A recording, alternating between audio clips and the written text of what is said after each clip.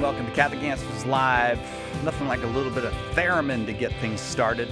I am Cy Kellett, your host, and that music means it's Weird Questions with Jimmy Akin on this Friday afternoon. Welcome. We got lots of weird questions lined up, and we've got Jimmy Akin with us. So that's a perfect time to do Weird Questions with Jimmy Akin. Won't be giving out the phone number. All the questions are in. Jimmy Akin, senior apologist here at Catholic Answers, also the proprietor of Jimmy Akin's Mysterious World, and also, I think, has the reputation of being willing to take just about any question. Unless maybe it's about the record of your local sports team. And so developed that reputation of being willing to do the weird questions. And so over time, we've come to have this program that we do from time to time called Weird Questions with Jimmy Akin. And now it is time for that. Jimmy Akin, thank you for being here. Hello, Cy Kellett. How are you doing today? I am really good. Looking forward to some weirdness. Do we have some good weirdness coming up? Is it pretty weird? Oh, sure. Yeah. People can be weird when they want to be. Yeah, they can. And you, what do? Just put out a notice somewhere and say, hey, give me your weird questions and. Yep, in essence. And then they also send them to radio@catholic.com and they get forwarded to me. Oh, yeah, that's right. Actually, people can join you for a new mystery, virtually a new mystery every week on sometimes there's a two-parter at Jimmy Akin's Mysterious World. What will be there today at the Mysterious World? We're starting a two-parter. We're going to be taking a look at a document called The Ascension of Isaiah. And this is a very interesting document because it's early Christian. It dates from the 1st century. In fact, it's older than some of the books of the New Testament, and it's an apocalypse. So we have an early Christian apocalypse. It was written in AD 67, plus or minus a year. And that makes it older than the book of Revelation. So we have an early Christian apocalypse to look at that's even earlier than the book of Revelation, which is very interesting. And it contains traditions about Jesus that are independent of the Gospels. Oh, very cool. So that would seem to merit a two-parter. If you would like to check out Jimmy Akin's Mysterious World, hundreds of mysteries explored there now. Just go to mysterious.fm or check the YouTubes or go wherever you get your podcast. It's Weird Questions for Jimmy Akin this hour. And we start with a question from Samuel. Samuel says this, Jimmy, in Acts, we can read about Simon the sorcerer. It says he practices sorcery, but does this mean he practices the dark arts? Or could he be a magician using tricks and illusion? Could that be the reason he sees the Holy Spirit's works as much greater because it is real and not an illusion? Okay, so the figure is more commonly known as Simon Magus, and Magus is simply an import from Greek of the word magos, which originally referred to a priestly tribe of the Persians. And so the term mageia referred originally to any kind of rites or rituals or things that members of this priestly tribe would do. They were kind of the Persian equivalent of the Levites, who were the priestly tribe for Israel. And like any priestly tribe, they had various rituals they would do. Like if someone was offering a sacrifice to the gods, a magus would come and like chant the creation myth and stuff like that. They also were known for doing things like fortune telling and stuff like that. They would predict your future for you and stuff like that. And so originally the term mageia in Greek originally just referred to anything that magi would do, any kind of ritual that magi would do. But it broadened because language changes and terms change meaning. It broadened out to include anybody who would do things like the magi. You didn't have to be a magus, but if you, meaning a member of the Persian tribe, but if you did things that were regarded as, unapproved, possibly, shady, possibly foreign rituals, then you would get called a magus. And by the 1st century, this term had broadened to include people who were Greek and Roman and even Jewish. So we read about Jewish magi and stuff like that. And Simon is apparently one of these. He's either a Jew or a Samaritan. but he practices some kind of socially unapproved, shady foreign rituals, possibly foreign rituals. Now, that doesn't tell us anything about the content of these rituals, but by parallel, we can deduce a few things about them because we didn't really have folks. When you say the dark arts, I assume you mean like ceremonial magic involving Satan. And we really don't have good evidence for people in this time period invoking Satan. Instead, he might be invoking God, or he might be invoking the gods, although that's much less likely since he's operating in Samaria. And so he was probably invoking God. He might have been invoking angels. We do have some evidence for people invoking angels in rituals, but he was doing rituals that were not approved in Judaism or in Samaritanism. If he had been doing such rituals, they would just say, oh, he's a Samaritan priest, or oh, he's a Jewish priest, or something like that. So he's doing rituals that are not approved. They probably were the same kinds of rituals that other magi practiced. I mentioned predicting your future is one of them. Finding lost objects, it was another one. And of course, cursing people was a big deal. We've actually uncovered a lot of what are known as curse tablets, where what you do is you would have somebody who had gotten up your nose and you wanted things to go badly for them. So you got like a sheet of lead and carved what you wanted to happen to them on the sheet of lead. Like I might carve, may Cy Kellett die in a horrible fire and all of his children be eaten by hamsters. And then you'd fold up the piece of lead into a more compact form, and then you'd like nail it underground. And so he might have been putting curses on people. Oh, another big category of magic at the time was, healing, of course, was often done. If someone was sick, they'd try to use rituals to heal them. And love magic was a big deal at the time. If you wanted someone to fall in love with you, you could put a love spell on them. And those were a little more colorful than people might imagine. And I don't mean explicit. I mean that they could be a little aggressive. So it would be like, if Betty doesn't fall in love with me, may her limbs burn with fever until she submits and falls in love with me, and stuff like that. So it's kind of like cursing someone into loving you. In any event, this is the kind of stuff he was likely doing.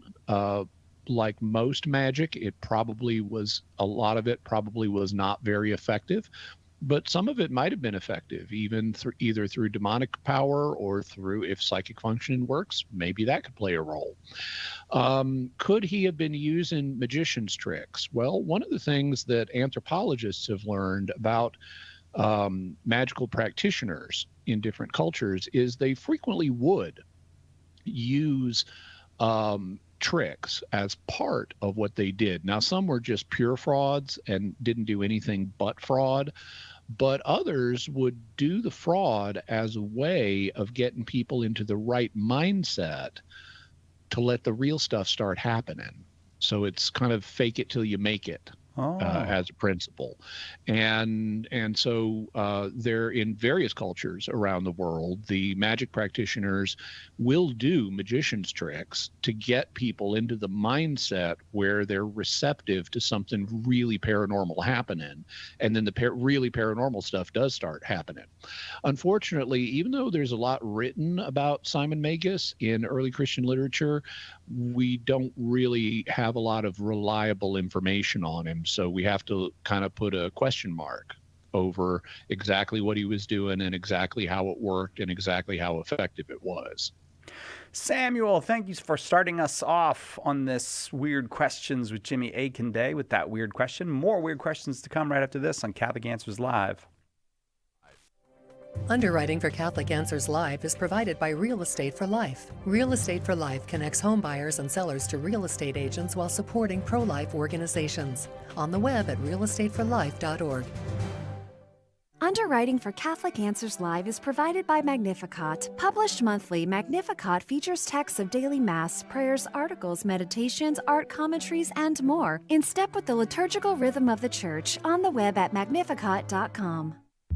Unplanned, the true story of Abby Johnson. I would be the youngest director in Planned Parenthood history. She believed in a woman's right to choose. I've had an abortion myself, so I don't have any problem with another woman making the same decision. Until the day she saw something that changed everything. Tiny, perfect little baby. And then it was just gone. Now she's pulling back the curtain on the abortion industry. Unplanned. Available at EWTNRC.com and the EWTN app.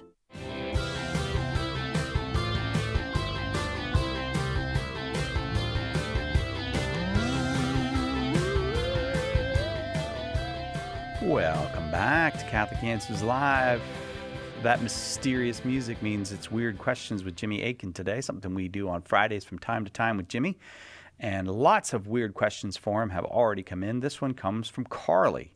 Considering the possibility of infinite universes where every outcome exists somewhere, it seems there would theoretically be a saint anyone, because there will always be a universe where each person makes it to heaven and becomes a saint. For example, my next door neighbor, Bob, in a parallel universe, would be a saint. Go Bob! If intercessory prayer could span those universes, would I be able to ask for parallel universe Bob's intercession? It seems the line of thought could get a little bit silly, leading to the possibility of asking for the intercession of more and more outlandish saint anyones. St. John Jacob, Jingleheimer Schmidt, St. Mickey Mouse, etc. It seems inadvisable, even if it's technically possible. Okay, so this question presupposes the existence of an infinite number of parallel universes. And the truth is, we don't know if parallel universes exist, and much less do we know that an infinite number of them exist. It's possible. And I think it's a very interesting possibility, but we just don't have evidence for it. Even if there are an infinite number of universes, though, that doesn't guarantee every single possible outcome, because God has endowed his creatures with free will. And so if he's endowed your neighbor Bob with free will, then it could be that in every single universe, Bob chooses not to be a saint, because God has given Bob the power to make that decision, and he could make it in every universe where he's created. He could make it the same way. So between the fact that we don't know that parallel universes even exist, much less an infinite number of them, much less a guarantee that in some universe a person has become a saint, all of those would be reasons why you could say it would be, as you do, inadvisable to ask for the intercession of such saints, because we don't know if they exist. On the other hand, that we don't have to exclude them if they do exist. What I would suggest is just say, all saints, please pray for me. And whatever saints are up there, they can pray for you. I do something similar, kind of the reverse of that, where, I don't know what worlds God has created. There may be parallel worlds. And so sometimes I will pray for all people in all times and worlds, and leave it up to God. Whatever worlds he's created with people in them, I'm praying for those people. And in the same way, we could ask all the saints, wherever they're from, whatever world they're from, to pray for us. Hey, thank you, Carly, very much for the question. Fit right into Weird Questions with Jimmy Akin. As I said, lots of weird questions today. This one comes from Robin. I have a friend who has a strong gift of discernment of spirits. For example, she was living on our property with us, and until we had the land blessed and exorcised by a priest, she was having a lot of strange experiences, nightmares, and a strong sense of unrest. Here is the weird question. This friend was able to contract poison ivy simply by looking at the plant. How could that occur? Is discernment of spirits a parapsychological occurrence? And do plants also have spirits that she could tap into with her ability?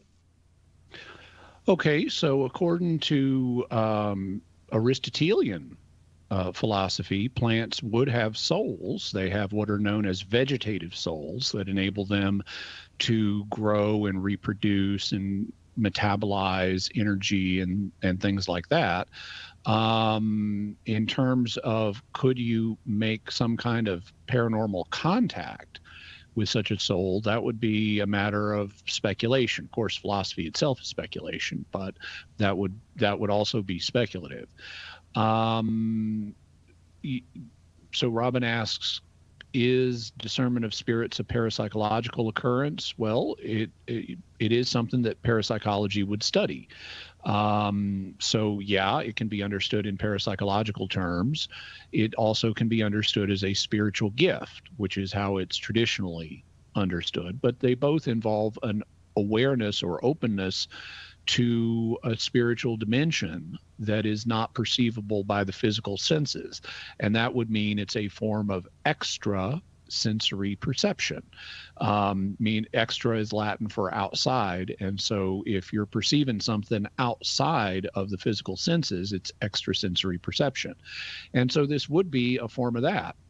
In terms of the poison ivy incident, well, I can think of a couple possibilities. Now, when I was a boy, and fortunately I haven't contracted it in decades, but when I was a boy, I got poison ivy easily, very easily, and it was always bad. I'd get it every summer, and every summer they would want to treat it the same way. My parents would take me to the doctor and it'd be like, well, let's put some calamine lotion on this. It's like, no, cortisone shot now. That's the only thing that's going to fix it. And I would even joke that I could get poison ivy just by looking at it. Well, okay, that's an exaggeration, but I can think of two ways she could get poison ivy without touching it. The first way is by autosuggestion. There are situations where people can have dermatological conditions based on their own self-suggestion. An example of this is some studies that have been done with hypnosis, where they put someone under hypnosis and they tell them, we're going to touch you with a red hot poker. And then they actually just touch them with a fingertip or something. But where they touched the person, if they're highly hypnotizable, may actually develop a blister because of the suggestion that they were being touched with a red hot poker. Well, where you get touched with one, your skin might well blister. And so people can, by autosuggestion, have blisters. And it's hypothetically possible your friend could get poison ivy as a dermatological condition where the skin has an allergic reaction based on autosuggestion rather than an allergic reaction based on an actual chemical that came in contact with the skin. However, I think there's another possibility that's even more likely than that, and that is covert contact. Because you don't have to, what poison ivy does is it exudes an oil that causes an allergic reaction in human skin, but the poison ivy doesn't have to touch human skin, the oil does. And so there are ways that you can get poison ivy without touching the plant. For example, let's suppose you've got a dog and your dog is doing dog things and roaming around in the hedges and in the woods, and the dog's got fur, and so the oil from the poison ivy that the dog touches just goes onto the dog's fur and it doesn't bug the dog. But then when the dog comes home and you're petting the dog, you can get the poison ivy oil on your own skin from touching the dog. And so I would suppose that if your friend got poison ivy without touching it, that would likely be the most probable explanation, that even though she didn't touch the plant, she touched something that had touched the plant and gotten the oil on it.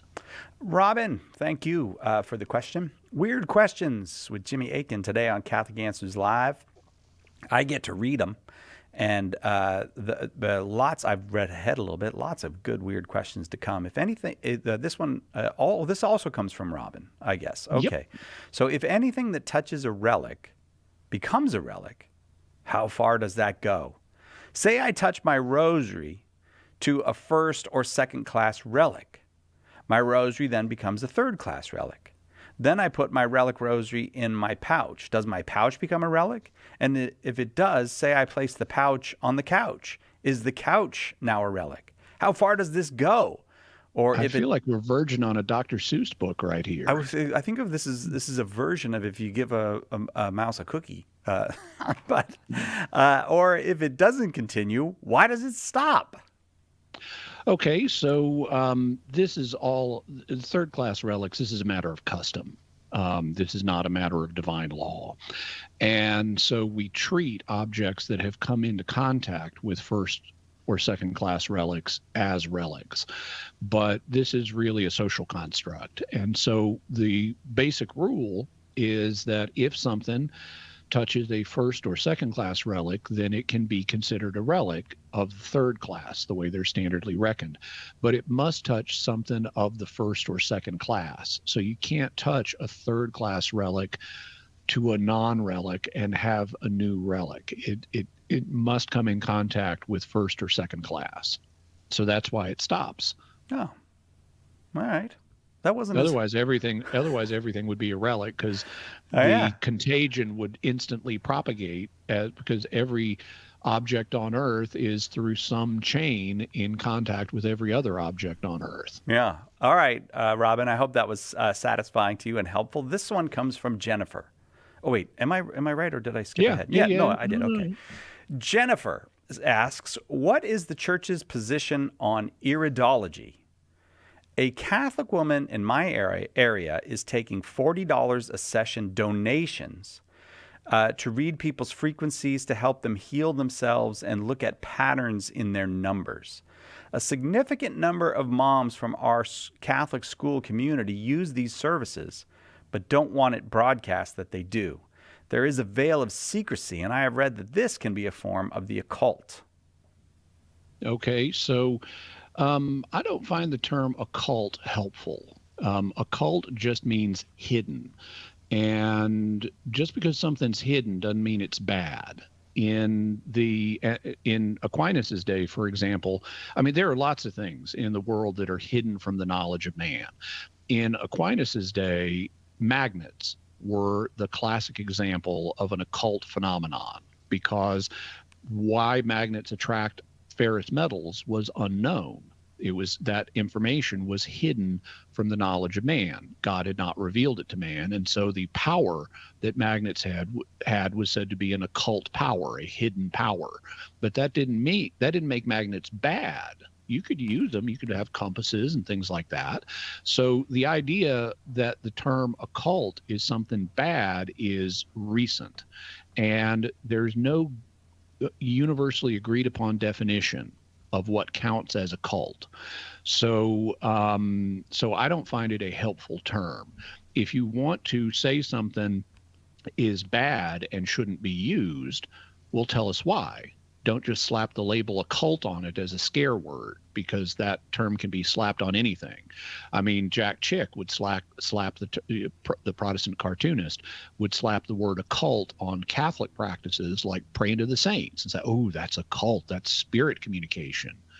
Well, okay, that doesn't help us. You know, this term has basically devolved into just an insult word with no agreed upon definition. So I don't find it helpful. If you want to critique something, critique it, but don't just put a scare word on it. What about iridology? Well, iridology is a form of alternative medicine where they look at your iris in your eye and try to deduce things about your body and how it's working and stuff like that.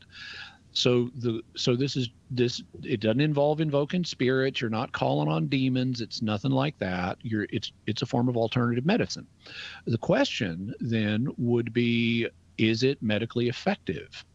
And most medical practitioners, with very few exceptions, exceptions for very few conditions, I should say, would not regard iridology as effective. Now, science could be wrong. It could be, current science is always developing. Its results are always provisional. So if it turns out that iridology is medically useful, well, then you could use it. And like any other medical treatment, you could charge for it. On the other hand, if it's if it's not medically effective, then you're wasting your money. And you shouldn't be doing it because you're wasting your time. You ought to be pursuing some other form of medical treatment that would be more effective. So I would say this is in the area of individual opinion, but mainstream medical science would not regard iridology as being an effective form of diagnosis and thus would not recommend its use. That's the mainstream medical view. In terms of there being a veil of secrecy on it, well, it doesn't. That could be simply because people are afraid of the reputation that pseudoscience has. They don't want to be accused of pseudoscience and believing in fake medical treatments, and so they want to keep it secret for that reason. Jennifer, thank you. You can hear that music. We got to take a quick break. Right back with more weird questions for Jimmy Akin.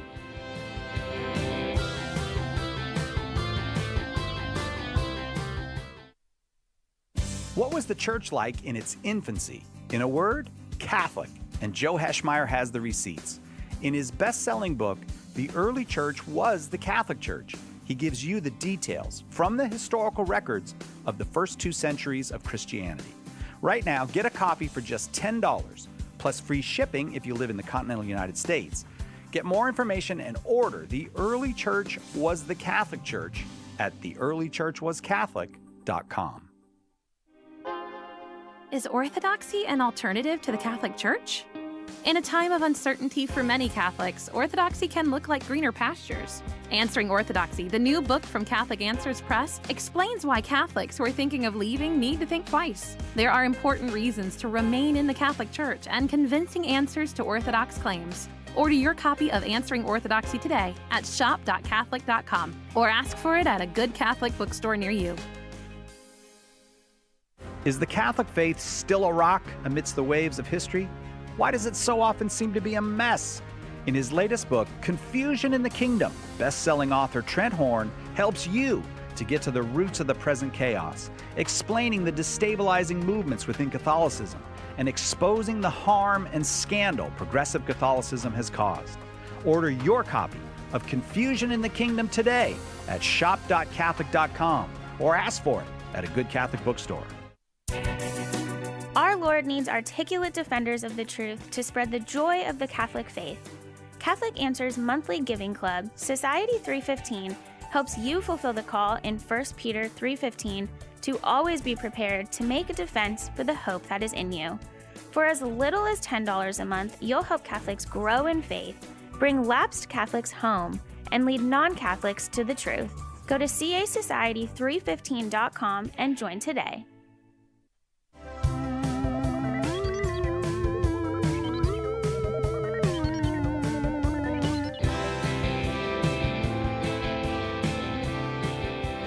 Back to Catholic Answers Live. You hear that music? That's the Weird Questions with Jimmy Akin music, and we've got lots of weird questions for Jimmy. Tim wants to know this, Jimmy. Samson, he says, as we all know, was given his strength by the Lord, provided he obeyed him, that is, not cut his hair. Daredevil is a superhero with extraordinary senses who is a devout Catholic.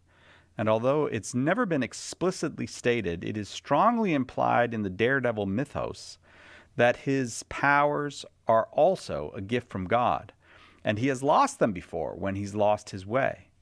Assuming both of them were still following God's will and had their powers, who do you think would win in a fight? I'm envisioning some sort of charity bout, as otherwise I can't see how they'd be brought into conflict. So asking who would win in a fight between comic book characters is a classic pastime for comic book fans. And the answer is always whoever the authors want to win. And frequently they want to find a face-saving way for both of them to win. So like if Superman races the Flash, which has actually happened before in the history of comics, Superman and the Flash tie. And so if you're swapping in Samson for a superhero and they're both fighting on the side of good, then you might very well get a tie. However, if I'm thinking about it in terms of we're not going for a tie, but who would actually win, I would say that I'd have to give the edge to Daredevil, because all we're told that Samson has is super strength. Now, Daredevil does not have super strength. Daredevil is an Olympic level athlete, but he is not super strong. Samson is super strong, but that's it. Other than that, he has the combat training of a Bronze Age warrior. And Daredevil is not only an Olympic level athlete, he's also an Olympic level martial artist. And he has super senses, such as his radar sense that enables him to determine all kinds of things about the environment that Samson doesn't have. Samson's limited to vision. And also Daredevil can hear heartbeats. He's got super sensitive hearing, so he can monitor what's going on inside of Samson. And Daredevil just has combat training that's 3,000 years more advanced than Samson does. So even though Daredevil, and he's an expert with weapons, he can do complex ricochets and things like that and attack a person like with a billy club without even having to get near the person. He can just ricochet objects around and use long range attacks, whereas Samson is limited to swinging a jawbone of an ass at you. Well, given all of the advantages that Daredevil has, I would tend to say that they would probably overcome the advantage of super strength that Samson has. For a comparison, if you matched Daredevil with the Incredible Hulk, I would say, well, Hulk is definitely stronger than Daredevil, but Daredevil is so intelligent and nimble and skilled that he could hold his own in a battle with the Hulk. And I would say Samson is probably not as strong as the Hulk. So if I had to bet, I would guess Daredevil would win in a serious fight. Tim, thank you. I've always liked the who would win in a fight battles that comic book people have. And I appreciate that that question. Thanks for bringing Samson into it. This one comes from Red 5 Mario. If God exists outside of time, is he also scientifically alive? Okay, so in science, life is perennially hard to define, but one of the and there's some very interesting when you start seriously thinking about the definition of life, it versus non-life, it brings up some interesting possibilities. One of the characteristics of life is it consumes chemical energy, and it also propagates itself, and there also is evolution through that propagation. So the offspring are not necessarily identical to the parents, although they may be very similar to the parents. If you think about that, if you use that as a definition for life, then guess what? Stars are alive. Stars consume energy. They reproduce, they have a life cycle, and they release gas that then will form new stars, and the new stars are somewhat different than the parent. So there's an evolution happening there. And so it could turn out that stars are alive. Well, what about God? Well, okay, God does not consume chemical energy. He has no needs. He does not have a metabolism. And consequently, he's outside of time, which is another reason he doesn't consume chemical energy, because that's a process, and God does not have processes occurring with him. So God has no metabolism. He doesn't need to burn physical energy. He does not burn physical energy. And therefore, he is not biologically alive, or he's not alive in the biological sense, apart from the incarnation. Because when he became incarnate as Jesus Christ, he entered time. His human nature is inside of time, and it does process chemical energy.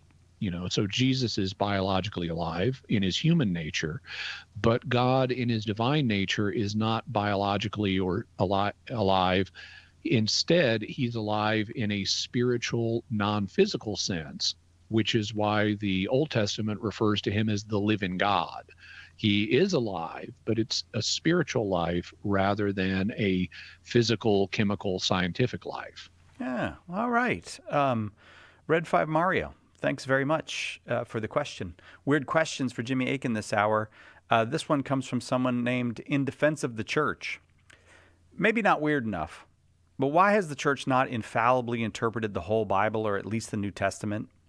If the scriptures are what we hold as the Word of God and serve for doctrine, reproof, correction, and instruction, how do we have perhaps fallible interpretations for the basis of our knowledge of salvation and only a handful of infallible interpretations? Well, infallibly interpreting every statement in the Bible would require an enormous amount of time.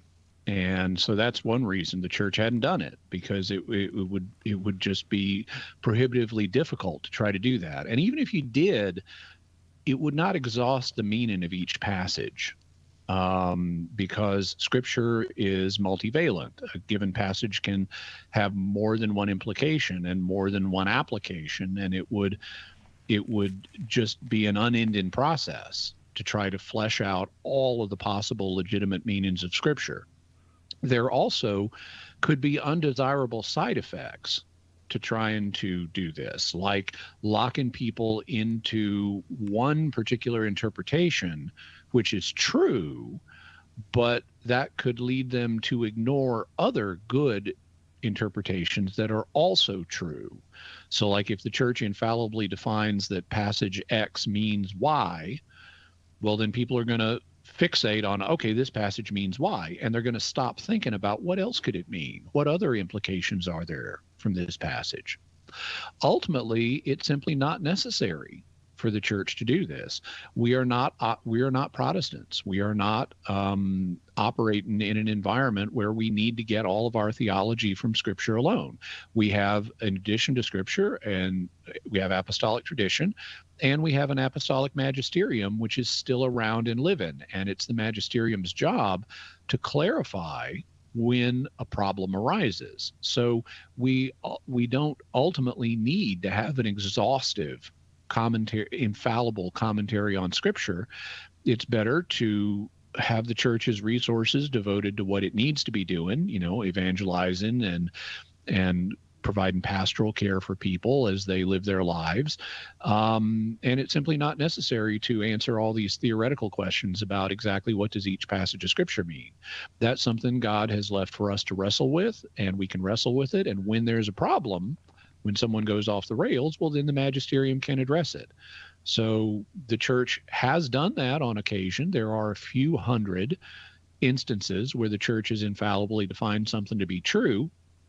There's less than a dozen cases where it's done that for a Bible verse, but ultimately the church has not found it necessary to do this. All right, In Defense of the Church, thank you for that. I think that brings us to a break. We'll take a very quick break. This is a short one, then we'll be right back with more weird questions for Jimmy Akin on Catholic Answers Live. Catholic Answers Live with Jimmy Akin is coming right back. In Morse code, the sequence SOS is a distress call. It's been said that it stands for Save Our Souls. Well, right now our world is in big trouble, and we're putting out an SOS call for help. Will you answer that call? St. Paul Street Evangelization, a Catholic nonprofit, has hundreds of teams who share the good news with souls who don't know Jesus. Catholic Answers is supported in part by St. Paul Street Evangelization. Visit streetevangelization.com to get involved. He is only one of 4 popes honored as the Great. Matthew Bunsen and the Doctors of the Church. St. Leo I was pope at a time when Roman civilization was being overrun by barbarian armies. He stood as a light in the darkness and even saved the city of Rome from destruction by Attila and the Huns.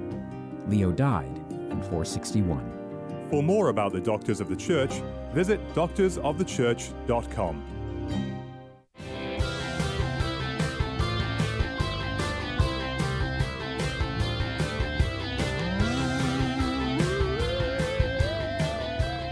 Love that music. That's the Weird Questions for Jimmy Akin music. And lots of weird questions have been submitted in various ways. And now I get to read them to Jimmy and let the weirdness ensue. This one comes from Doc Savage 1.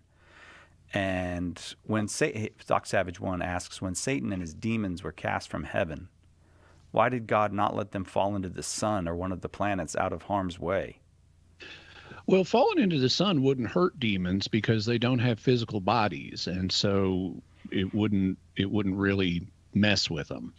Um, Also, it's not clear that demons have spatial locations apart from where they choose to manifest. One of the philosophical discussions that medieval theologians engaged in, like for example St. Thomas Aquinas, was how can you, if spiritual creatures like God and angels don't have bodies, how can you talk about them being in a location? Because if there's no body, why would you say this creature is here rather than there? And the conclusion that St. Thomas offered is that they don't really literally have a location precisely because they don't have a body, but they can manifest in particular locations. So an angel or a demon, which is just a bad angel, can manifest, in one location rather than another location. And so you could analogically or by comparison speak of them as being in the location where they manifest. So if an angel is manifesting on the top floor of the Eiffel Tower, you could say the angel is on the top floor of the Eiffel Tower. It's really not literally there, but that is where it's manifesting. And so you can use its place of manifestation as a proxy for its own physical presence if it had a physical presence, which it really doesn't. So that means that God wouldn't really literally be sending the demons anywhere spatial, either to Earth or the sun or Mars or any place like that, because they don't really have physical locations. What he could do is limit them from being able to manifest in certain places and say, you can't manifest here. Well, it so happens that in some Second Temple Jewish literature, and even in some New Testament literature, it suggests that God did lock up a bunch of the demons. In fact, if you read like the book of Jubilees, which dates to about 150 BC, or if you read the book of First Enoch, which is a little earlier than that, then when the rebellion against God happens, he does lock up a huge number of demons. Like in Jubilees, if I recall correctly, he locks up 90% of them. But he still, and that's what we have referred to in the New Testament, where it talks about Jesus went and preached to the spirits who were in prison and stuff like that. So he does, and also Jude talks about how angels who fell got chained in pits of darkness, and that's what's being referred to. It's the ones who fell. A lot of them did get locked up, so they're not bugging us here on earth right now. Now, that being locked up is a symbol of they're not allowed to manifest here. But at least that's what St. Thomas Aquinas would say. But God did choose to leave certain demons the ability to manifest on earth and cause problems. And thus why he did that is thus a subcase of the problem of evil. And the problem of evil has a generalized solution, which is God would not allow any evil to exist if he wasn't going to bring some greater good out of it. So God chose to allow certain demons to still be able to manifest on earth, and he will ultimately bring about a greater good as a result of that. We can see one big obvious example of that real easily, where in the Gospels we're told the devil entered Judas's heart and had him betray Jesus, which brought about the redemption of the world. So even though the devil had bad plans that he executed through Judas, God brought about the greatest good in the world through that. And so why he let particular demons still running loose is something we won't know in this life, but we do know that God will ultimately bring good out of their own evil actions. All right. Thank you very much for that question. I appreciate the weird question. That was Doc Savage one. Doc Savage, thank you very much for the weird question. Heathert, I'm going to go with Heathert. Heather Could be Heather T. Oh, yeah, Heather T. That could be what it means. Yeah, Heather T. 8895 asks this. Regarding mystical saints, is there anybody out there claiming to have the stigmata, bilocation, visions, weeping statues, prayerful ecstasies, etc., that you are aware of in the world right now? Yes, I'm aware of various people that report phenomena like this. Some of them have been ruled on by their local bishop and the Vatican, including very recently. Just last May, the Vatican updated its guidelines for bishops in terms of how to process reports of supernatural phenomena. And one of the goals for this new set of guidelines was they wanted faster processing. And wow, have they fulfilled on that, because this was just May when they released this document, and we're recording this in mid-September, and they have already issued like 9 rulings on different reports of supernatural phenomena. So they've really been cranking through their case log. One example of someone who's still out there, who is still claiming to have mystical phenomena, is a woman named Gisela Cardia. She lives in Sicily, and she and her husband claim to have a statue of Mary that weeps blood. So that would be the reported supernatural phenomenon. But on June 27th, the Dicastery for the Doctrine of the Faith ruled that this is not of supernatural origin. And so there are people who claim to have mystical phenomena like this happening, and sometimes they get approval and sometimes they get disapproval. And in Gisela Cardia's case, she got disapproval.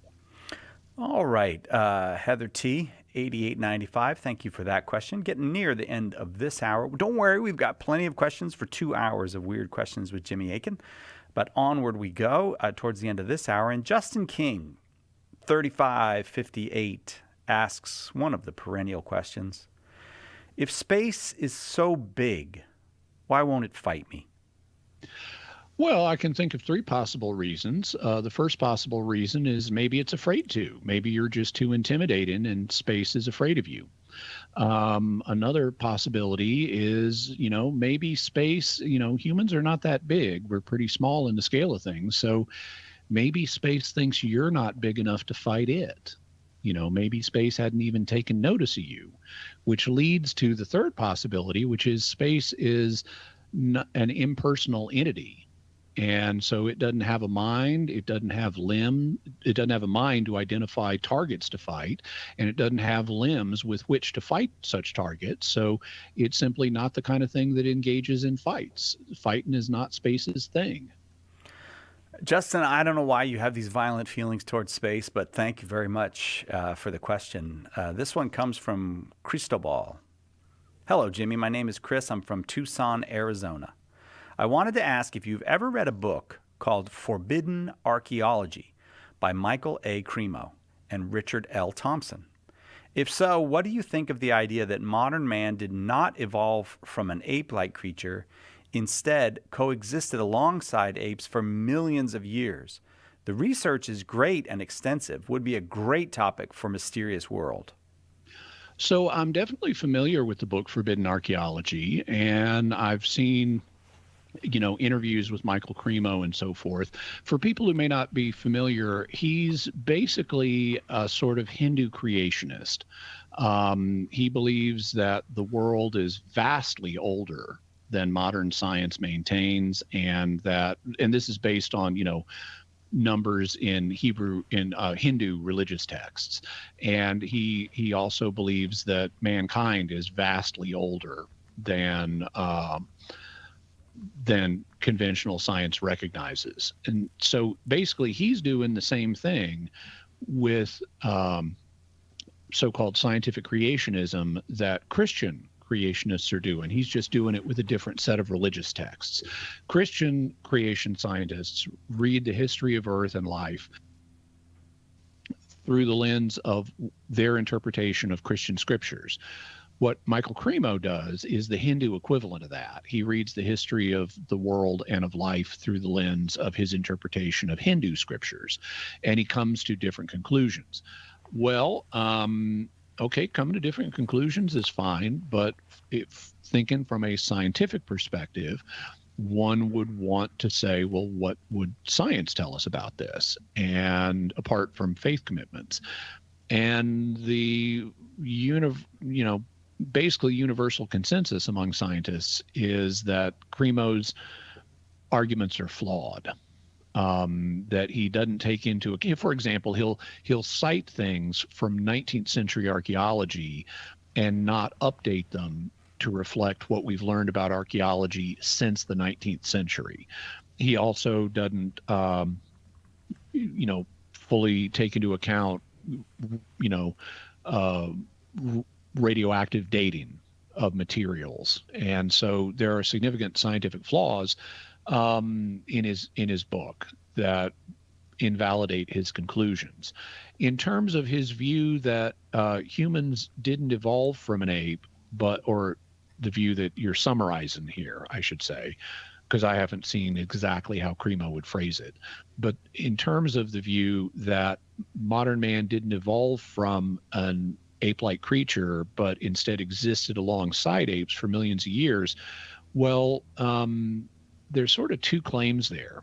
One is that humans didn't evolve from an ape-like creature, and that's problematic because of our DNA. It is incredibly similar to that of other hominids, like gorillas and orangutans and chimpanzees. In fact, we can look on the DNA level and see, for example, viruses that our ancestors got that were incorporated into their genomes and got passed down. And we can trace the genetic connections between us and them. So the idea that we're just not evolved from an ape-like creature is, from a scientific perspective, I'm not talking about faith perspectives, but from a scientific perspective, is without merit. On the other hand, if you wanted to say, well, maybe we did coexist with them for a lot longer, so the human race is older than what we think, and maybe we did coexist and the evolution was just further back than we think, well, that's a separate claim. And if you want to argue that we coexisted with them for longer than conventional science recognizes, you're welcome to argue that. The exact chronology of early human history is not locked in stone. And so, if you think you've got evidence for humanity arising earlier than it did and coexisting alongside apes for longer than conventional science recognizes, you're fine to propose that. It's just a matter of what evidence do you got. But that's separate than claiming we fundamentally have no genetic connection with other higher primates. Chris, thanks. I hope that was helpful to you. Thank you very much for the question. That was a fascinating one. That was weird and fascinating. I don't remember if you addressed it. Is this something you've done already on Mysterious World? I may have missed it. No, I haven't done it yet. Oh, yeah. Okay. So there's a possibility, Chris, that it'll come out on Mysterious World. A two-parter starts today on Mysterious World, and that two-parter is what, Jimmy? It's on the Ascension of Isaiah, which, as we mentioned, is a first-century Christian apocalypse that is older than some of the books of the New Testament, including it's older than the book of Revelation, and it contains traditions about Jesus that are independent of the ones found in the Gospels.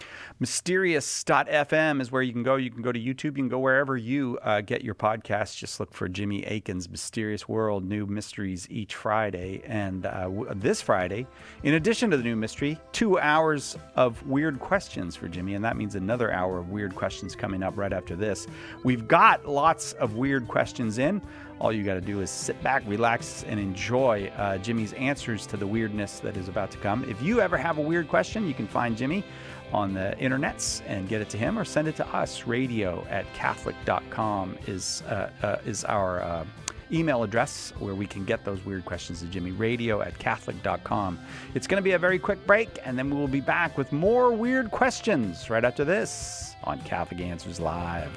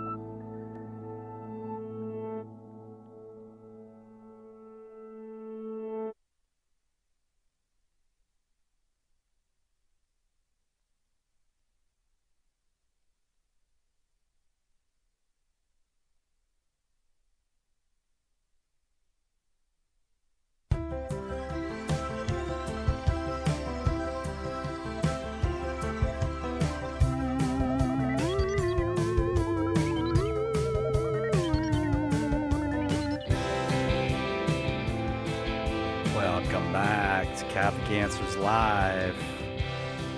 Weird questions for Jimmy Akin this hour, and we've got lots of weird questions here. Jimmy Akin, of course, senior apologist here at Catholic Answers, the author of The Bible is a Catholic Book and A Daily Defense, 365 Days +1 to Becoming a Better Apologist, and many other things.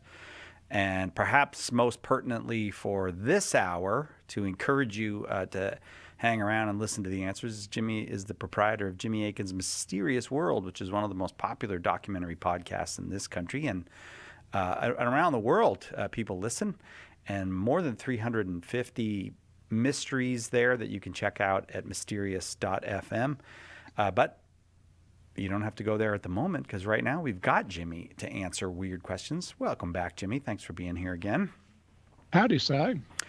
Shall we just let the weirdness continue, Jimmy? Get right back to what the internet has proposed to you? What would you do if I said no? I would be like, well, I'll read an ad, maybe vamp for a while. I don't know. I don't know. I don't know what I would do. I'm just guessing. Okay. Well, then why don't we get back to it? All right. This one's from Rebecca Lynn. I read or heard somewhere years ago that the mark of the beast is your intellect, head, and will, hand, given over to the devil. Any truth to this? It makes sense to me, because it would be an inversion of marking yourself with the sign of the cross, and its meaning that you do all through and for Christ. And that's what the devil does, right? He turns everything on its head. Well, I think there's a substantial amount of truth there. Of course, we read in the book of Revelation that the mark of the beast is put either on a person's forehead or on their right hand. Now, the hand is the easy part, because most people are right-handed, and so the right hand is what most people do stuff with. What's a little harder is the mark on the forehead. And today and I've even said similar things to this in the past, but I'm going to give a tweak now that I think is important. It's not clear how the Hebrew author John would have been conceptualized in the role of the head, because the idea that we have, that the brain is the seat of thought, is not what many in the ancient world had. Instead, they tended to think of your heart, the physical organ, your heart, as the seat of thought. One of the reasons for that is because there is a correlation between what your heart's doing and your experience. So, for example, if you are in a lot of danger, your heart starts racing. Now, we understand the reason for that is it's pumping blood so that your tissues are fully oxygenated and you can respond to the danger. Similarly, if you're really impressed with someone, like let's say you're falling in love with someone, your heart might skip a beat. And so there is a correlation between what your heart's doing and your circumstances.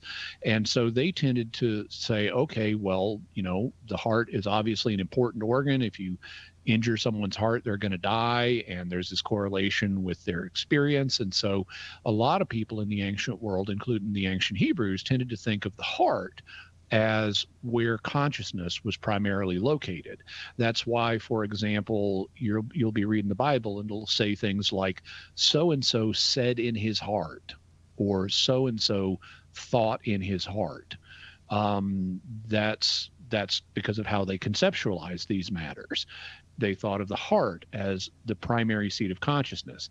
Now, that wasn't the only idea. There were other ideas. And I know that as early as the 5th century BC, so this is the BC 400s, there was a Greek thinker who proposed that the head and the brain might be the seat of consciousness. Some people, incidentally, in the ancient world, so what did they think the brain was for if they didn't think it was for thinking? Well, some of them thought it was for keeping your skull from collapsing. So it's just kind of a filler organ. Well, that's useful. But, yeah.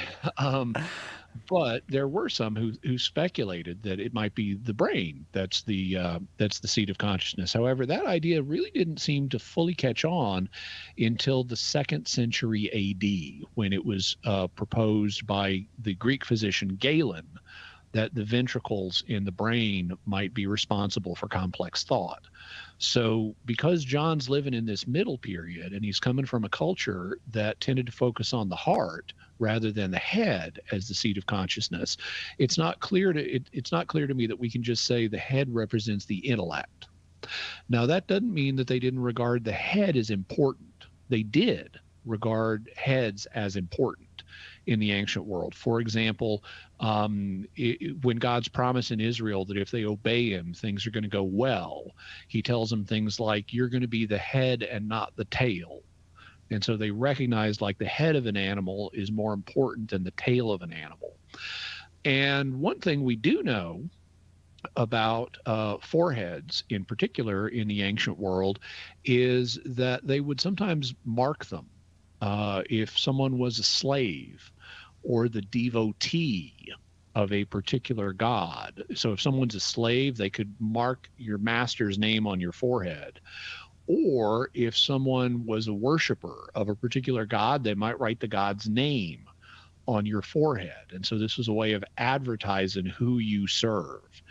And so even though they may not specifically have the thought of intellect being associated with the head, I think we get to the same basic conclusion in a roundabout way of this shows who you serve. If you're serving the beast, you're either going to be serving him, you're advertising your service with the image of the mark being written on your forehead. That's a mark of your service to the beast. And having the mark on your hand would mean you serve the beast with your hand. So I think we get to the same conclusion of you're serving the beast body and soul, or your entire being is serving the beast. But I think we may need to take a little bit of a nuance when it comes to exactly how does intellect play a role in this imagery.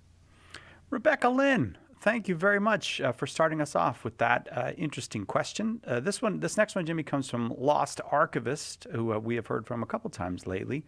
I don't know why that name, it just sticks in my head, so I know that. Lost Archivist says, I've got one. Let's say someone has a vision, and they're having a hard time understanding and remember it after many years. Or we have an old vision by a saint that was not well understood what the meaning was. Would feeding the writings the person wrote on it into an AI like ChatGPT be a viable method for better understanding it, or is this more likely to muddy the waters even more? What are the potential benefits and dangers of this practice? Well, if we have a lot of writings from a particular saint, let's say, that could shed light on the meaning of the vision the saint had, then there would be nothing wrong with using an AI to index those writings and surface passages that scholars could look at for, could this help us interpret this vision? But if we don't have something like that, if the saint just wrote something and it's unclear and we don't have a lot of other stuff that he wrote that could shed light on it, then asking the AI to reconstruct what did this mean, I think would be a mistake, because AIs, at least at present, have, these large language models like ChatGPT, they have a tendency to hallucinate. And so if you ask it, give me 5 papers on topic X, and it doesn't know 5 papers on topic X, it'll make them up. And that's called AI hallucination. Oh, man. And so what these large language models are designed to do is not be super accurate, but to please the human user. And so if they think, oh, well, he's asked for this, I'll just make something up and give it to him and he'll be happy, then that's what they do. So they while one day they may be of greater use to scholarship, they are not there now. And so I wouldn't be using AIs to try to reconstruct or give us any kind of scholarly interpretation of what somebody perceived in a vision and what it means. All right, Lost Archivist, thank you for the question. That brings us to the break. Right back with more weird questions for Jimmy Akin on Catholic Answers Live. Catholic Answers Live. Do you have a question but prefer to ask it privately? Catholic Questions can help. Go to CatholicQuestions.com to ask your question online, email us, drop us a letter, or give us a call. Longtime Catholic Answers Live apologist and author Jim Blackburn or another Catholic Questions apologist will be happy to assist you. Catholic Questions proudly supports Catholic Answers Live, so visit us at CatholicQuestions.com today. That's CatholicQuestions.com.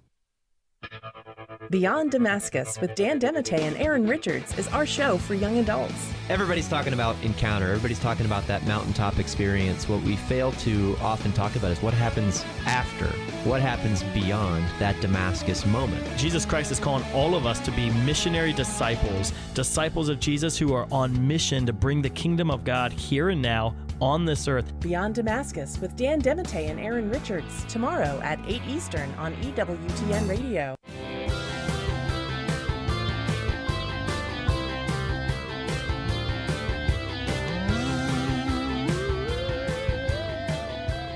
Welcome back to Catholic Answers Live. Jimmy Akin here with us, proprietor of Jimmy Akin's Mysterious World, one of the most popular podcasts, one of the most popular documentary podcasts out there. Check it out at mysterious.fm. And we've got weird questions for Jimmy. And this one comes from user and then a long user number. Imagine that there is a chart meant to represent how authoritative and well documented a particular church teaching is, with the extremes of superstition, sometimes repeated by clergy, and infallible dogma on either side, on either end of an x-axis, and rarely mentioned except in connection with some other issue, and volumes of ink spilled on this topic on either end of the y-axis.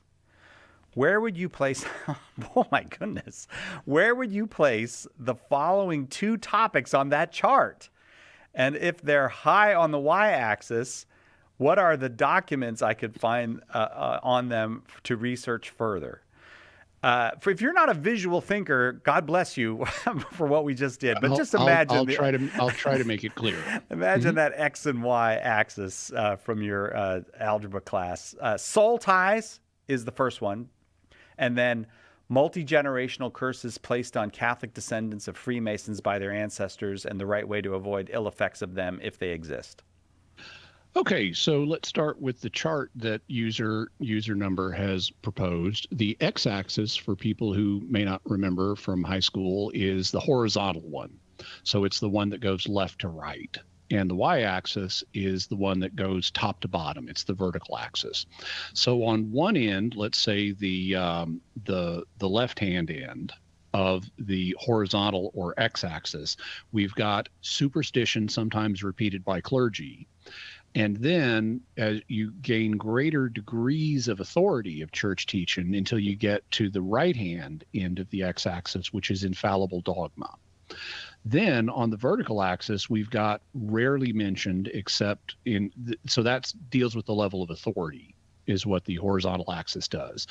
What the y-axis does, the vertical axis, is it deals with how commonly it's discussed. So down at the bottom, you've got rarely discussed except in connection with another issue. And then way at the top of the vertical axis, you've got volumes upon volumes of ink spilled on this topic. Okay, so with that as the framework, the user wants to know, where would I put soul ties as his first subject? Okay, soul ties is not a church teaching. You will not, you can look in papal encyclicals, you can look in conciliar documents, you can look in the catechism, you are not going to run into soul ties. So this is on the speculative end of things. But then we've got to say, well, okay, so what type of ties are we talking about? If you look at those people who do, priests and stuff, who do talk about soul ties, they'll define them frequently in terms of alliances. So they'll say, when we have an alliance with somebody, we're tied to them. And it's either a positive alliance or a negative alliance. And sometimes they will say things like, well, let me give some examples. If two people get married, they're obviously tied to each other. If two people are friends, they're obviously tied to each other. If two people have a business partnership, or if they've signed a contract to do business together, they're tied to each other. So there is some validity to this concept, but it seems that the people who are into this are taking it a little further than that. They're not just claiming that ties exist between people. That's obvious. But they're claiming that a certain type of tie can exist that can be unhelpful and that can be helped, for example, by praying over it. So you could release someone from a soul tie by praying over it. Well, that doesn't apply to a lot of the types I just mentioned. Two people are married, they aren't unmarried just because you pray over it. If two people have a business partnership, they signed a contract, that contract does not become null and void because you pray over it. If two people are friends, well, you can pray, but that's not what's going to cause them to not be friends anymore. That involves voluntary choices they'd have to make to say, I don't want to be friends with this person anymore. So the idea that there's some additional type, like I saw, for example, one person on a website was saying, I'm having trouble with my baby mama, who I've been trying to get her out of my life, but she doesn't want to get out of my life. And my confessor told me I have a soul tie and I need to make an appointment with him to pray about it and be released from this soul tie to my baby mama. Okay, so this is some mystical soul tie that you have to this woman. There is no evidence for that. The church does not have a category for this, and especially not one that can be helped by prayer. Now, you can pray about anything you want, but it seems to me that here we're in a territory that has a high risk of superstition, that more is being attributed to the soul tie than maybe she doesn't want to get out of your life because she doesn't want to get out of your life. It's not a mystical soul tie. It's just she's deriving some benefit from being in your life. She wants to stay there. And so there's a risk of attributing too much significance, which is what superstition is, either to the idea of some kind of mystical tie or to the efficacy of prayer in dealing with it, where really what you need to do is say, get out of my life and I'm shutting the door and you can't have access beyond this point. Prayer doesn't enter into it. So I would say, while there's some validity in this area, there is also a high risk of superstition. Now, the second issue that the user asks about is multi-generational curses placed on Catholic descendants of Freemasons by their ancestors and the right way to avoid ill effects from them if they exist. Okay. Oh, and by the way, I forgot, on the y-axis for soul ties, it's down at the bottom. These are almost never mentioned. This is they are occasionally mentioned by fringe authors on websites, and that's about it. But you won't find them like if you go reading in Thomas Aquinas or something like that. So multi-generational curses, especially those connected with Freemasons. Well, there are a couple of problems here. The first one is how did these curses get in place? Because when you become a Freemason, and you shouldn't, but when you become a Freemason, you do take oaths, and those oaths can involve imprecations on yourself. Like, if I ever betray the secrets of Freemasonry, may my tongue be cut out, or whatever. But I've gone looking for ones involving one's descendants, and I haven't found them. It's not like if I ever by becoming a Freemason, I want all my descendants cursed. That's not an oath in Freemasonry. When the oaths and the imprecations come in Freemasonry, it's like if you betray them. But just by becoming a Freemason, it's not like I hereby curse my descendants. And the absence of any such curses in Freemasonry seems confirmed by what I've read from some anti-Freemasonic authors who say things like, by becoming a Freemason, people curse themselves and their descendants knowingly or unknowingly. Well, that's a hint that if it happens at all, it's unknowingly, because they don't really take curses. They don't really make curses on their descendants. But that brings us to another problem, which is, as they say at the intellectual climax of The Princess Bride, if you didn't say it, you didn't do it. You know, you don't, if you, in a marriage, unless you exchange consent, you're not married. So the same thing is true with curses. Unless you literally curse someone, they are not cursed. Okay, so unless I say, I want all my descendants to have the following ill effects, then you have not cursed your descendants with those ill effects. So you didn't say it, you didn't do it. And to me, it looks like Freemasons are not doing this. So this, on count one, seems to be superstition being repeated by some clergy. Unless you can produce a document where Freemasons invoke a curse that's actually a curse on their descendants, this appears to be superstitious rumor mongering. That's point one. Point two is that the Catholic Church does not teach the existence of the ability, this deals with the efficacy of such curses. The Catholic Church does not teach that humans can efficaciously put curses on other humans.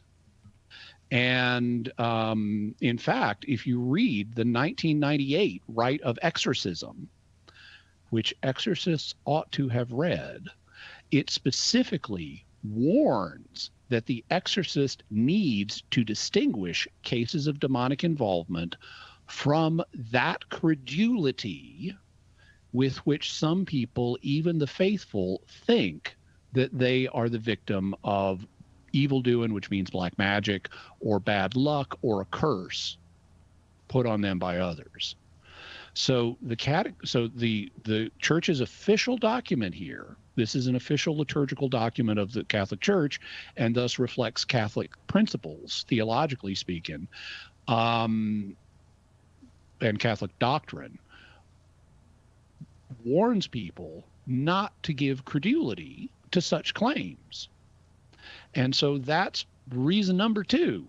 This is superstition, sometimes repeated by clergy. So not only does there not appear to be a foundation in Masonic documents for the idea that people are cursing their descendants when they become Freemasons, but even the efficacy of curses themselves is rejected by the church's official documents. So this, I would have to say, is superstition repeated by clergy. So that's its x-axis assignment. What about its y-axis assignment? Well, once again, this is way down at the bottom. This is not something you are not going to find discussions of humans putting curses on other humans in magisterial documents. Like, you know, it's not going to be in Vatican II. It's not going to be in Vatican I. It's not going to be in the Council of Trent. It's not going to be in papal encyclicals. It's not going to be in the Catechism. This is, again, a fringe. It's not even going to be in classic authors like Aquinas. You know, if you look in the Summa Theologia, he's got a section on cursing, but he's talking about bad language and using curses not in an efficacious sense to curse other human beings by some mystical power. So this is a minor topic that is typically discussed only by fringe authors. There you go. Thank you for the XY axes there. It was not only a weird question, but a fascinatingly constructed one. Thank you. This one comes from Western Man of the Plains. I assume that name is related to Fighting Man of the Plains, the movie. Is there any DNA evidence pointing towards Noah and his family? Excuse me for my ignorance if you have talked about this already. I'm new to your channel. Well, the answer is no. We do have evidence of population bottlenecks, to use the technical term for them, where the human population shrank dramatically at some point in the past due to one or another factor, like, environmental problems or lack of food resources or a huge volcanic explosion wiped out a bunch of people. We can look at the genetic history of the human race and spot population bottlenecks. And there have been a couple that where we really got down to a very small number of humans, like 1,000 or something. But we don't have anywhere it went down to 8 people. And so there's no DNA evidence for Noah and his family. Now, that doesn't mean that Noah and his family didn't exist, but what it would suggest is, at a minimum, that the flood was not a global one. And so it could have been a local flood that wiped out life in a significant chunk of the earth, but not the whole thing. And there were other humans surviving in other parts of the world. Western Man of the Plains, thank you for the question. Lots more weird questions to come for Jimmy Akin on Catholic Answers Live.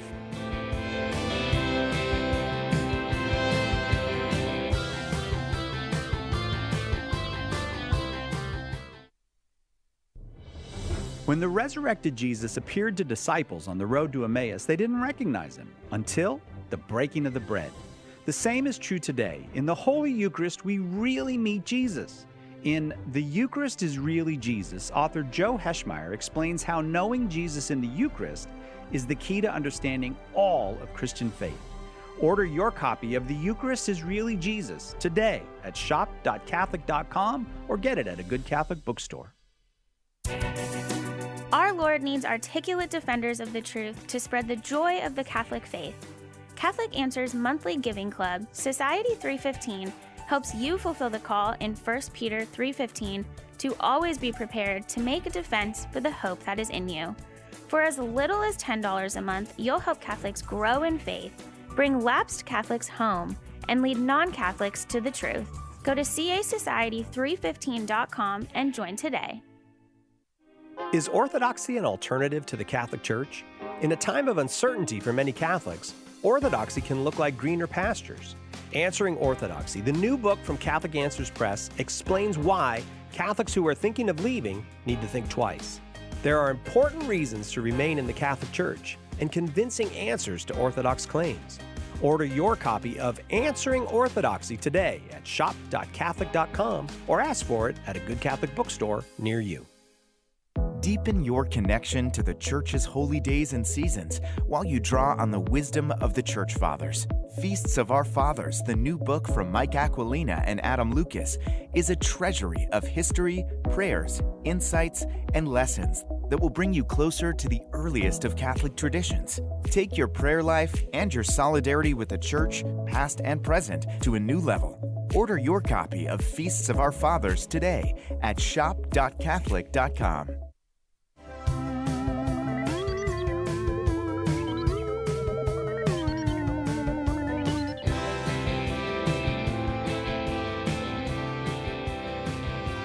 Welcome back to Catholic Answers Live. Having fun with Jimmy Akin. It's weird questions for Jimmy Akin this hour on Catholic Answers Live, and lots of weird questions have come in. Up next, this is a question from Nocturne 2029. Are you aware of any instances of souls in purgatory manifesting within another person? For context, the newest episode of The Exorcist Files included a case where a soul in purgatory manifested in a demoniac to aid the exorcist by shedding light on the reason for the demonic infestation, which seems perfectly within God's powers to permit. Okay, so we need to split this question in two. One is, can a soul in purgatory manifest in another person in any situation outside of an exorcism? And the second is, can they manifest in a person during an exorcistic situation like is reported here? When it comes to the latter, I don't have a firm opinion on the matter. I would say we have to look at the experiences that people report and see what is reported and try to make a determination of, are they credible. So if I were looking at a whole bunch of exorcism cases, and in some of them a personality manifested that claimed to be a soul in purgatory and claimed to be on the exorcist side and provided paranormal information that, veridical information that turned out to be true that nobody knew, then and was genuinely being helpful, well, okay, the fact that the personality has given us veridical information that nobody knew, that's a sign that that's at least evident, doesn't prove it, but it's at least evidence that this personality is a spirit, and as opposed to, imagination or something like that. And if it's being genuinely helpful to the exorcist, then that's prima facie evidence that it's not a demon or a damned soul, neither one of which you would expect to be helpful. So and if it says I'm paying off my sins, I'm doing atonement for what I did wrong. I mean, I've been forgiven, but I'm doing atonement for what I did wrong as part of purgatory. If it's otherwise helpful, well, then you'd have a reasonable evidential basis for saying, okay, that's what was going on here. And then it would be a question of how common is this phenomenon.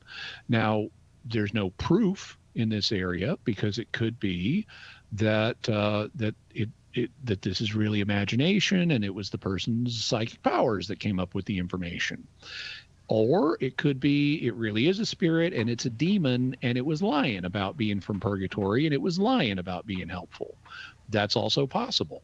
So you can't prove anything in these areas, but what you can do is make a reasonable assessment based on what the evidence looks like and what it seems to support, but you always got to leave it as a provisional judgment, which is true with exorcism in general. There are comparatively few cases where you can really prove that something was a demon.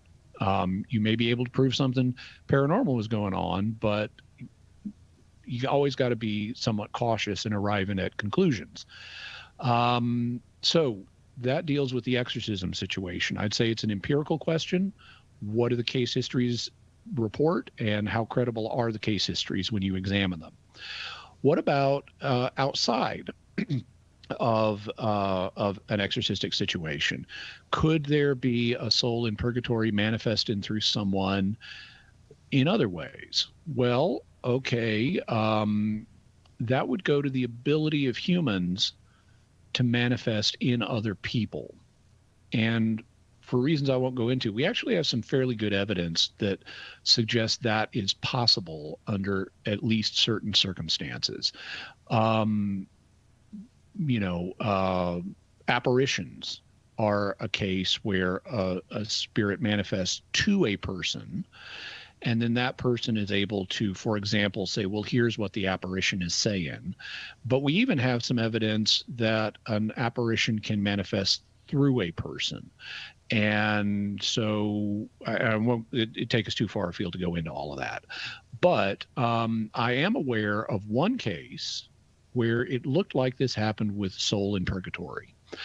Father Alois Weisinger discusses this in his book on paranormal phenomena and Catholic teaching. And it was an incident that occurred, I believe, in the 1930s, although I could have that wrong, in Italy, where you had a young girl, and I think her mother, go into a gathering in town. And as they're passing this particular bridge, all of a sudden the girl falls down unconscious.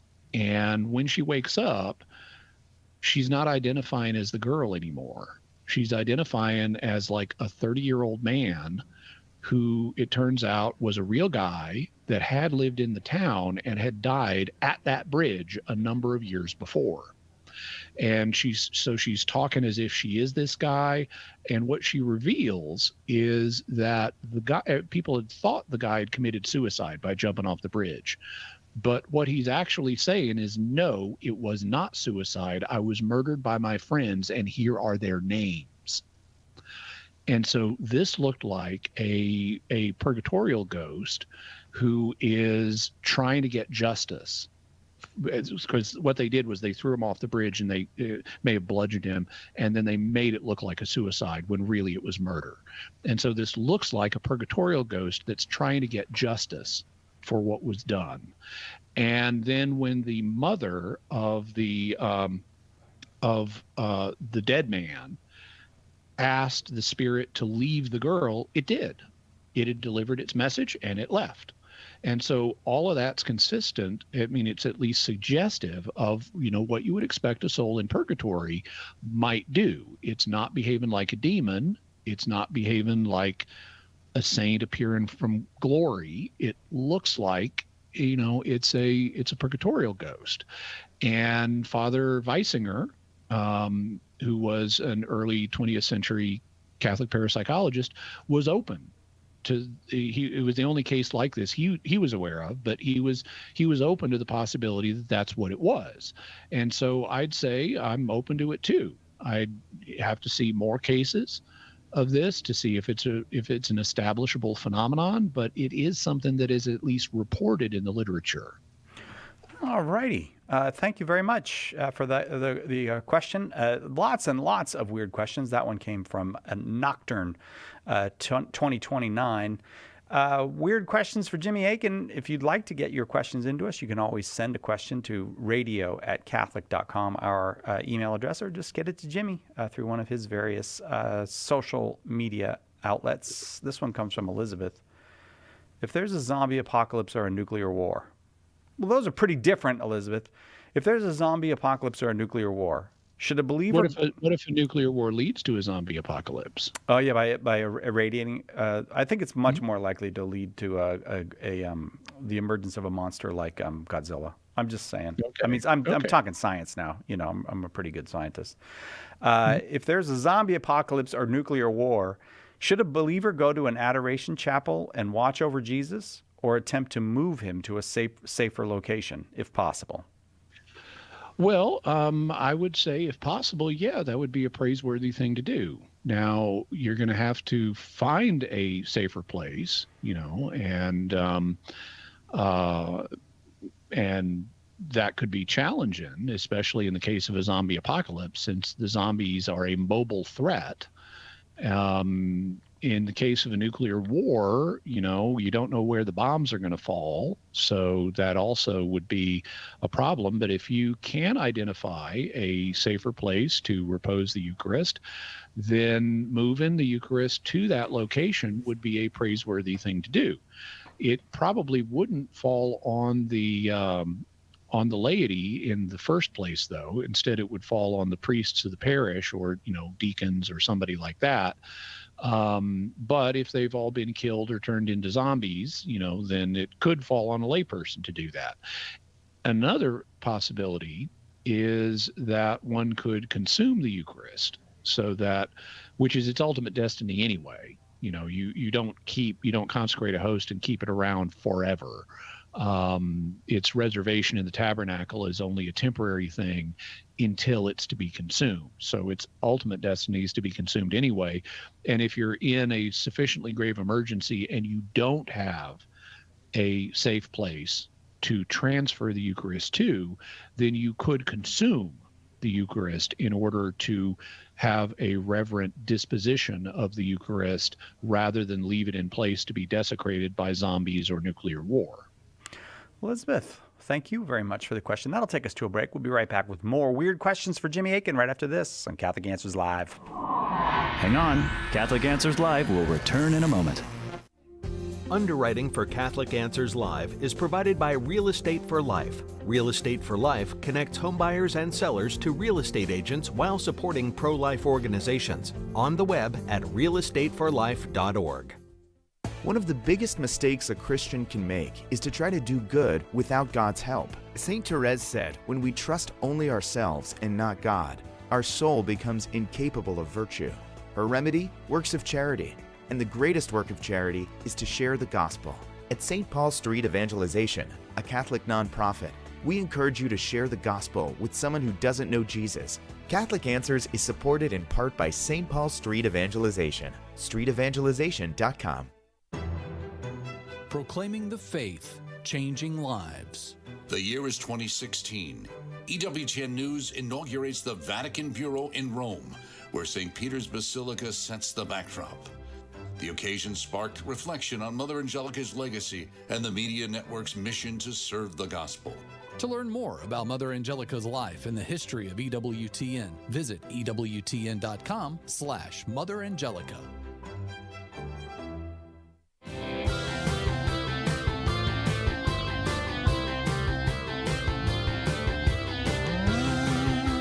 Welcome back to Catholic Answers Live. Weird questions for Jimmy Akin this hour, and we have lots of weird questions. We've gone through lots of weird questions and quite a few more to come. This one comes from somebody named, and I use the word name, the phrase named loosely. PX 2762. PX asks, if a woman gains DNA permanently from the children she has, does that mean a relic of St. Anne is also a possible relic of the Blessed Virgin Mary? Okay, so the way this happens is through a process known as microchimerism. A chimera is a creature from Greek mythology that is a composite of different creatures. So like it could have the head of a lion and the wings of an eagle and the body of an ox, let's say. So it's a composite of different animals. And it's turned out that the same thing happens in humans on a cellular level. So one way it can happen, one way microchimerism can happen in humans is if you have twins in the womb and something goes wrong in their development so that one twin eats the other and the second twin's cells get merged in amongst the cells of the first twin, and then the person grows up and has no idea that their bodily cells came from two different original twins, and so some of their cells have one genetic code and other of their cells have another genetic code. But notice it's on the cellular level that the mix-in happens. So it's not like one cell has both genetic codes. It's different cells have different genetic codes. So it's not a genetic fusion. It's a chimerism or combination of cells that have different genetic sources. Well, the same thing happens in ordinary pregnancies with women, in that while the baby is in the womb, some of the child's cells enter the woman's body and remain there and continue to endure after the pregnancy is over. So this is maternal microchimerism. It's a very small number of cells, but they do, science has reported, enter the mother's body and remain there. But notice this is happening on the cellular level. It's not like her own cells acquire DNA from the child. Instead, in addition to her own cells, she has cells that came from the child and have the child's DNA. And so what that means is if you had a relic of St. Anne, in order for it to contain a genetic relic of the Virgin Mary, it would have to have some of the Virgin Mary's cells in it. But where are those cells going to go? As far as I'm aware, they stay in the reproductive tract. So if you had, say, the hand of St. Anne or a little bone fragment of St. Anne, then it wouldn't have any of the Virgin Mary's cells in it. And so it would be just a relic of St. Anne. It wouldn't have any of the microchimeric cells from the Virgin Mary unless you had the reproductive tract of St. Anne. And I don't know that anybody has any authenticated relics of St. Anne, but they would not have genetic relics of the Virgin Mary unless they somehow had cells from the Virgin Mary in that relic. PX, thanks for that question. Getting near the end, so on we go. Rebecca Lynn asks this: would it be sinful to actively participate in an ayahuasca ceremony, either for therapeutic reasons or pure curiosity, with a sitter but without a shaman? Also, I've heard that being inebriated or hypnotized can open you up to demonic influence. Do you believe this is true even if the person is normally opposed to anything sinful and freely chooses to enter this state with no intention of anything sinful? Okay, so we have a number of concepts on the table here. The first one that we ought to mention is what ayahuasca is, because a lot of people are not familiar with it. Ayahuasca is a compound made out of, it's typically served in liquid form, and it's a compound made of various plants that grow in Latin America. It's a hallucinogen, and it takes effect very rapidly, supposedly. And people have very short, intense hallucinatory experiences. It has been traditionally used as part of, folk religion in certain parts of Latin America. And it's become popular with some Westerners recently. Well, okay, so Rebecca Lynn asks, could you do it for therapeutic reasons or out of curiosity? Well, if it has a therapeutic effect, which is something that's currently, I guess, being investigated, and if you have a condition that it can successfully treat, then it would be like taking any other medicine. So you could take ayahuasca if it turned out that it has a therapeutic effect on a condition you've got, and there's not a better alternative, just like any other drug you could take. What about for curiosity? Well, I think that's more delicate, because there's nothing wrong with wanting to understand what an experience is like, but there are costs and benefits to having an experience. And one of the potential costs is you could have a bad trip, because people do have bad trips on ayahuasca. Also, since it's a hallucinatory experience, you could come back with ideas that you're going to give too much credence to and not properly discount them as, okay, that was wild, but that was just a hallucination. And that's on the assumption that it's purely hallucinatory, and you're not really in contact, for example, with machine elves, or which are a kind of entity that people sometimes report on ayahuasca. So there could be detrimental effects to pursuing curiosity about this experience. Then, supposing there are machine elves, supposing that's real, and by contacting them, anytime you contact someone, you're open to influence by that person.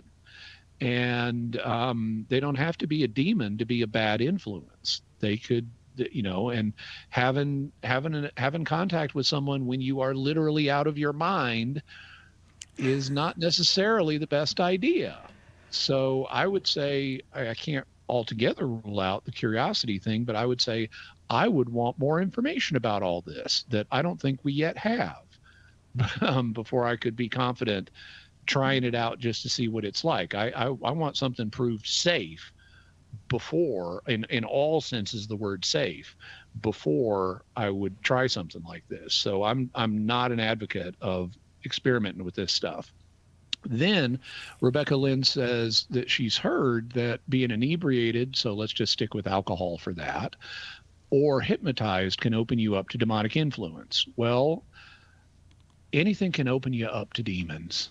This is people talk about, this will open you up to demons as a way of scaring people off. But mere possibility. I mean, you could go down to the parish library in your parish and pick up a Bible, and it could be that a demon is infesting that Bible, and by opening the Bible, you're opening yourself up to demons, to influence by demons. Well, that's possible, but how likely is it? It's not very likely, in particular because demons are averse to the holy. That's one of their characteristics. They would not find it enjoyable infesting a Bible. That's not to say it can't happen, but it's not probable. And so what you need to do is have a realistic risk assessment. We are not called in this life to avoid all risk. We are called to manage risk. And so let's look at alcohol. Someone gets inebriated on alcohol. How often are they under any kind of notable demonic influence? That's very rare. So I'm not advocating drunkenness, but I am advocating realism, that if you get drunk, you're not likely to experience significant demonic oppression. That's just a very low order of risk. What about hypnotism? Well, actually, the Catholic Church has documents dealing with hypnotism that go back to at least Pius XII, maybe earlier than that. I'd have to check. Where they've said, okay, if you're using hypnotism for a legitimate purpose, like, pain control or something, and you're excluding any spiritism from it, then it's perfectly fine. And so in the Catholic Church's view, as long as you're not using it for some weird, we're going to contact spirits while you're hypnotized, it's okay. And they didn't say, oh, but you're opening yourself up to demons, because they didn't see that as a notable risk. Well, like I said, anything can, quote unquote, open you to demons, but the vast majority of things won't. And therefore you need to be realistic. And the church has not deemed it appropriate either for alcohol or for hypnosis to warn people that they may be opening themselves up to demonic influence. You will not find that in the catechism. You will not find that in papal documents. You will not find that in conciliar documents. That is attributed too much significance to demons and the odds of their influence. And thus, I would say that is a form of superstition. All righty. Rebecca Lynn, lots of questions there. Thank you for those. This one comes from Daco Taco. Do gingers have souls? Well, yeah, unless they become a member of the undead, sure. I'm a ginger. I'm alive. I have a soul. So gingers have souls unless they become a member of the undead. All right, Daco Taco, I hope that was satisfying to you. They might need more anesthesia, though. Have you ever heard of that, Jimmy? Oh, yeah. Yeah, I've had doctors tell me that one of the reasons I process anesthetics so rapidly is because of my ginger genetics. Yeah, I have a daughter like that. She surprises them how much she needs. Isaiah asks this. Well, he starts with, "Hi, Jimmy. I was recently reading 1 Corinthians, and I noticed something in chapter 5 that I had seen before, but it made me think about you because it seemed possibly paranormal. Come on, Cyril. In chapter 5, verses 3 through 5, Paul said, 'For though absent in body, I am present in spirit, and as if present, I have already pronounced judgment in the name of the Lord Jesus on the man who has done such a thing. When you are assembled, and my spirit is present with the power of our Lord Jesus, you are to deliver this man to Satan.'" This kind of reminds me of the "caught up to the third heaven" phrase that Paul used. The part that really got me thinking is him saying, "and my spirit is present." He doesn't seem to be describing bilocation because he is not talking about being bodily present with them. I thought that would have been really cool, though, too. But do you think he is speaking in metaphor about his spirit being present? Or do you think he was actually seeing through an angel or vision or some other supernatural revelation from God? The more I think about this, the more curious I find myself. So I think that one of the keys to understanding this is to ask what the Corinthians would have experienced, because even if Paul was having a vision of what's going on in their church service, how do they know that? They gather together in church and they're supposed to turn this guy over to Satan. But if they're supposed to wait for the Apostle Paul to have a vision of their service, how are they going to ever know if he's having one? That doesn't seem to be plausible. So I think a more natural interpretation is Paul is speaking metaphorically here. He's not anticipating that he's going to have a clairvoyant vision of what's going on in their service at a distance. Instead, he's thinking, I'm present with you in spirit, the same way today we might say so-and-so couldn't come to our meeting, but he's present here in spirit, meaning he is aware that we're meeting and he is supporting our meeting and stuff like that. And he'd be here if he could. So I think that metaphor is in play here. There's a question, though, about whether there's something else in play. Some recent commentators have noted that there's an ambiguity between spirit understood in the human sense and the Holy Spirit. And Paul may be playing on that fact, meaning when I am present in my spirit and the Holy Spirit is present in power, turn this man over to Satan. All righty. Thanks. Who was that now? That was Isaiah. Thank you, Isaiah, very much. Thanks to everybody who sent in their questions. We could have gone on for another hour. There's more of these, and you are welcome to get your weird questions to us. We'll do it next time. Jimmy, thanks. Enjoyed the 2 hours with you. Me too. My pleasure. All right, that'll do it for us. We'll see you next time, God willing, right here on Catholic Answers Live.